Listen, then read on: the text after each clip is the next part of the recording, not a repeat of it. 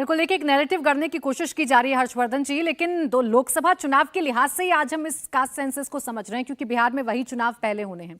अभी भी अगर कौन बनेगा प्रधानमंत्री का सवाल लेकर जाया जाए और उसे ओबीसी से जोड़कर देखा जाए तो बड़े नेता तो प्रधानमंत्री नरेंद्र मोदी ही हैं। तो जवाब क्या मिलेगा, उनके सामने कौन है टक्कर में?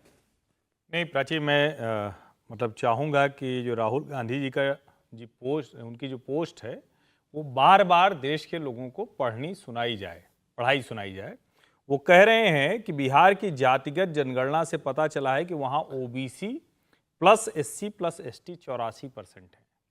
सवाल ये है कि क्या हिंदू मुसलमान बटा है या ओबीसी एससी एसटी और अनरिजर्व बटा है। इसका मतलब ये कि कांग्रेस उस वाले नैरेटिव को ओन कर रही है जो तमिलनाडु से चलता है, जिसमें उदयनिधि स्टालिन कहते हैं कि सनातन का समूल नाश कर देना है। हम एंटी ब्राह्मणवाद कर रहे हैं, ये अगड़ा पिछड़ा की लड़ाई कर रहे हैं, क्योंकि कोई भी आंकड़ा 84% का नहीं है। या तो हिंदू है या फिर अलग अलग जातियां हैं। तो जातियां जब वो कहते हैं तो ओबीसी एससी और एसटी जोड़ते हैं, तो ओबीसी जब वो कह रहे हैं तो क्या ईबीसी को छोड़ दे रहे हैं। मुझे लगता है कि राहुल गांधी की इस राजनीति को देश को समझना चाहिए। नरेंद्र मोदी जब कहते हैं, और ये फर्क भी आ जाता है, नरेंद्र मोदी जब कहते हैं तो 2001 से गुजरात के मुख्यमंत्री बनने से और आज 2023 तक उनकी स्कीम्स किसको फोकस कर रही हैं, किसको लेकर आगे बढ़ रहे हैं। और जब राहुल गांधी के परिवार के 3 प्रधानमंत्री और एक उनकी माताजी सुपर प्राइम मिनिस्टर बनती हैं, तो उस दौरान किसको लाभ मिल रहा है। मुझे लगता है कि यह सबसे बड़ा नैरेटिव होगा 2024 के चुनाव में। और प्रधानमंत्री नरेंद्र मोदी किसी चीज को छोड़ते नहीं। आज ही की रैली में उन्होंने जो हेड ऑन लिया है, क्योंकि जातीय जनगणना के बाद जो अलायंस है, जो गठबंधन है विपक्षी, उसको लगता है कि भाजपा इस पर बात नहीं करेगी। लेकिन मुझे लगता है कि ये जो एंटी सनातन वाला मसला है, ये जो हिंदू छोड़ देने वाला मसला है, इस पर भारतीय जनता पार्टी आक्रामक होगी। जैसे जैसे विधानसभा चुनाव और उसके बाद राम मंदिर लोकार्पण होगा, ये नैरेटिव देश में ज्यादा बड़ा होने वाला है।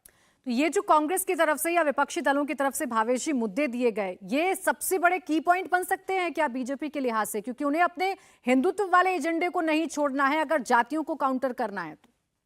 उसका एक ताजा उदाहरण आज ही हेमंत विश्व शर्मा ने कहा कि मुस्लिमों का वोट हमें अगले 10 साल तक नहीं चाहिए। आपके पास लौटूंगी, मैं सज्जन जी के पास जरा जा रही हूँ। सज्जन जी, ये पूरे जो कास्ट सेंसस आया है, तमाम जातियों की, उसकी आबादी की हमने चर्चा कर ली।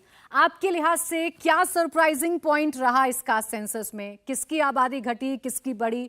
क्या टॉकिंग पॉइंट हो सकता है? क्योंकि मुस्लिम और हिंदू को लेकर तो कहा जा रहा है कि भाई 1% हिंदुओं की घट गई और मुस्लिमों के 1% बढ़ गई।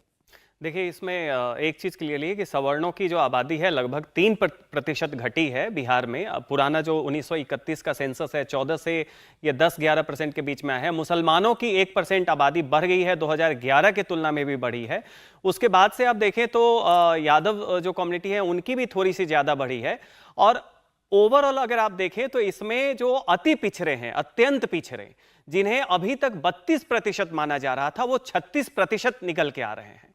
तो आप निश्चित तौर पे देखें कि जो इसमें सबसे बड़ा जो सबटेक्स्ट है, जो सामने अभी नहीं आ रहा है लेकिन आने वाले समय में आएगा, कि पिछड़ा बनाम अति पिछड़ा जब एक फॉल्ट लाइन क्रिएट होगा, जब वो जातियां जो कमजोर हैं, जो काश्तकार हैं, जब वो अपना हिस्सा मांगेंगी, तो उसमें सबसे उनकी दोहरी लड़ाई है। पहली लड़ाई तो होगी सवर्ण बनाम पिछड़ा, लेकिन उससे भी ज्यादा जो बहुत ज्यादा लड़ाई होने वाली है वो होगी कि पिछड़ों के खांचे में अति पिछड़े जो 36% है, जिसमें लगभग 3-4% का इजाफा है, जो अभी तक का कैलकुलेशन था, उसमें है कि पिछड़े जो हैं थोड़े दरकिनार हो सकते हैं।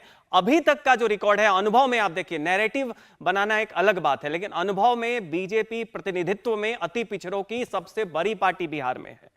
तो नैरेटिव में क्या होगा, बीजेपी दोहरी चाल चलेगी कि प्रतिनिधित्व बहुत ज्यादा अति पिछड़ों को देगी, बहुत ज्यादा पिछड़ों को देगी, लेकिन नैरेटिव उनका हिंदुत्व का होगा। तो इसलिए जमीन पे जब कोई एक पिछड़ा या अति पिछड़ा होगा, वो देखेगा कि भाजपा से जो विधायक है या प्रतिनिधि है वो हमारे समाज का ज्यादा है, लेकिन जो मुद्दा चुनाव का है वो हिंदुत्व की बात कर रहे हैं। दूसरी तरफ आप कांग्रेस और आरजेडी की देखें तो दबंग जातियों का या ओबीसी का एक्सक्लूजन हुआ है, तो उसमें रिप्रेजेंटेशन कम रहेगा लेकिन मुद्दा जाति का रहेगा। तो ये नैरेटिव लोगों के, खासकर पिछड़े और दलितों का जो अनुभव है उससे ज्यादा वो आत्मसात नहीं होगा। देखिए, अत्यंत पिछड़ा Bihar OBC state Lohia politics के जमाने से बन गया था, लेकिन अब ये ईबीसी स्टेट बनने जा रहा है। ये फ्यूचर है बिहार का, और ये भाजपा के पक्ष में इसलिए होगा क्योंकि ऑलरेडी भाजपा ईबीसी की, अति पिछड़ों की, कमजोर पिछड़ों की सबसे बड़ी पार्टी है। इंडिया टीवी हर वक्त हर जगह डाउनलोड करने के लिए सर्च करें India TV news Google play store या ऐप स्टोर पर।